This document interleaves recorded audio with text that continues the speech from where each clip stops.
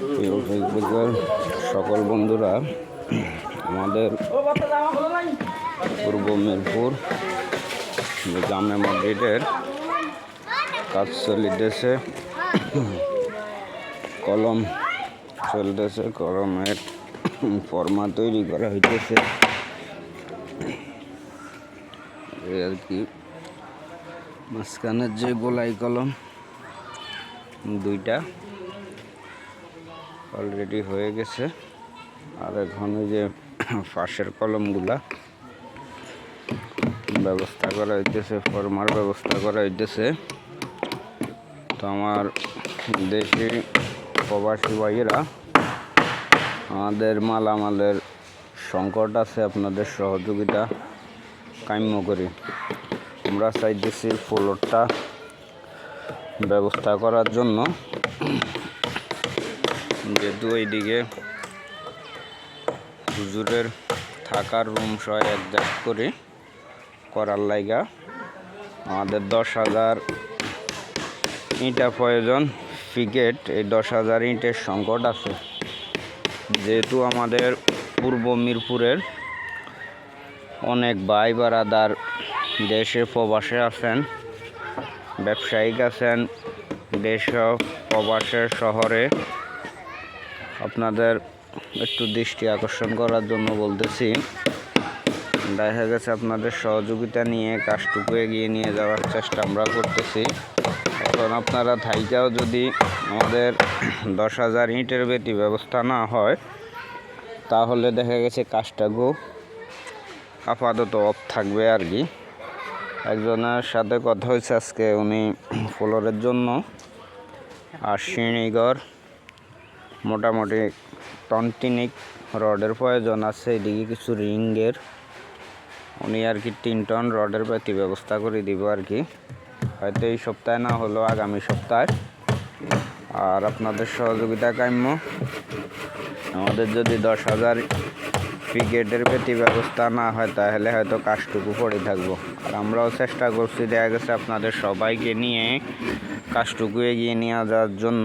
আমরা চাইতেছি আগে ফ্লোর করবো, ফ্লোরের পরবর্তীতে উপরে ছাদ করার জন্য। এখন আপনারা দেশে প্রবাসে সকল ব্যবসায়িক সব বাইরা যদি সহযোগিতা না করেন, তাহলে তো কী করণীয়, আমাদের কাজ অফ থাকে আর কি। আমরা চাইতেছি যেন অফ না থাকে। আর এই দিকে তার পরবর্তীতে সিলেকশান আছে, মেস্তরির খরচ আছে, ওইগুলাও আবার পূর্বে যার কাছ থেকে মাল নিয়ে আসছি পাথর ইট বালু, উনি ওই দিকে 2.5 লক্ষ টাকা পাওনা আছে। এখন আমরা কি মসজিদ কমিটি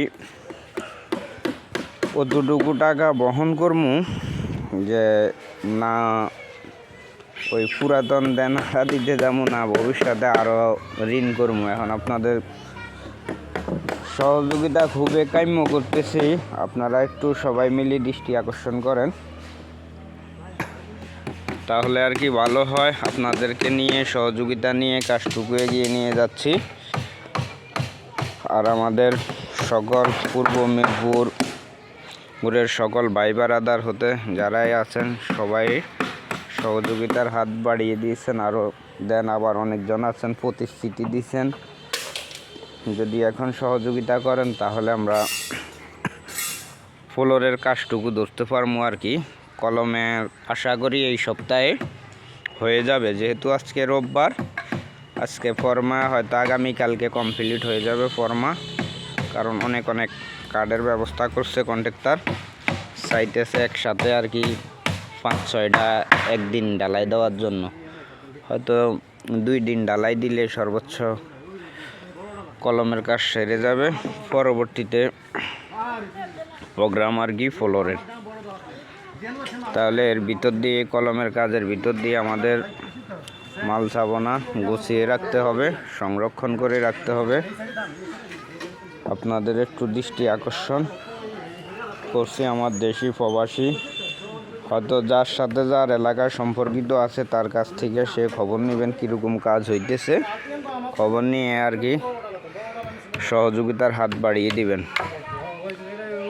আর আমার অনেক দেশি প্রবাসী ভাই পুরা কাজটুকুর ভিডিও চাইছেন, যেহেতু আমি সম্পূর্ণ তুলে ধরার চেষ্টা করতেছি যেন আপনাদের দেখতেও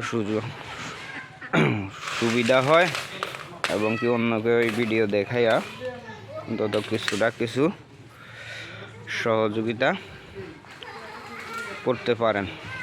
অনেক সময় ভিডিও করা ভিতর দিয়ে আবার কথা বলাও অনেকটা টাফ হয়ে যায়, তারপরেও চেষ্টা করি আর কি। হচ্ছে হুজুর থাকার রুম, হচ্ছে বাথরুমের টাঙ্কি। এই টাঙ্কির উপরে বাথরুম প্রস্রাবখানা বসানো হবে।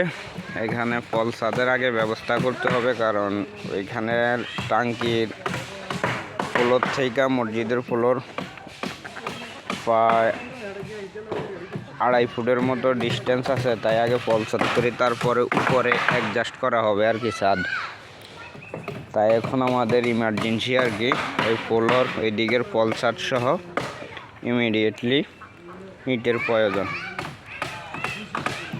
তাহলে পিকেটের প্রয়োজন, এখন 10,000 ইটের পিকেট লাগবে আর কি।